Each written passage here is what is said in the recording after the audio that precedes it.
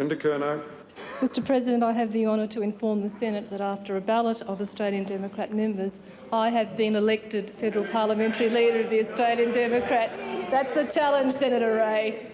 I took 10 years to get elected, but it was worth it. I think a lot of women have perseverance as a quality, but the processes can be very alienating, really. But see, I had encouragement. See, I had people like Janine Haynes and Janet Powell and other women in the party, at both the parliamentary and within the administrative structure of the party, always supporting and encouraging me and other women, and I do the same. I like to describe Parliament House as a boy's shed, you know, the kind of cubby house that each guy would like at the bottom of the garden. I would argue that this is not necessarily a woman-friendly building. For example, we have a coffee shop, but we still don't have childcare facilities, no parental facilities yet. We have a meditation room. Even the air conditioning is apparently adjusted for men wearing suits. Sitting hours are usually long and pretty inflexible, and the nature of parliamentary debate is often very sleazy and sexist. Senator O'Chee. Thank you, Mr Chairman. I won't be long. I was reminded this evening of that feminist claim that marriage is rape, because you see what happened was that the Greens decided tonight that they were going to get married to the Labor Party. And what happened? They got raped. They got their morality raped. Not only are those remarks manifestly offensive to senators in this House, they're quite inappropriate for the debate and for this chamber, and I suggest they be withdrawn. Well, I withdraw. Getting married to the Labor Party, being married to the Well, I'm not suggesting...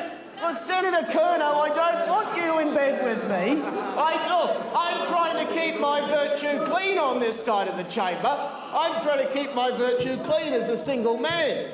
At 5 o'clock, some men can be in there shouting at you in the chamber. At 6 o'clock, you're at the airport catching the plane, and the whole thing is totally different. They seem to have this approach which says it's okay to abuse in here. Ambition is rewarded in men. It's particularly rewarded in young men. And women don't get that same kind of response. And it's very, very disheartening. But also this goes to the very nature of power. I mean, power in itself is not a negative thing. And women are taught to think that it's somehow bad to want to be in a situation where you can wield power. And I think about power as something, it is positive. It's something that I can wield for change, and that can be positive change. Okay. Oh, here we go. Are we going next? Okay.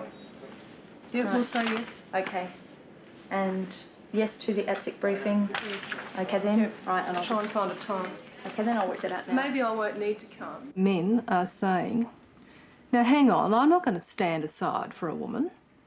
And then they're saying there isn't a competent pool. There isn't a pool of competent women available.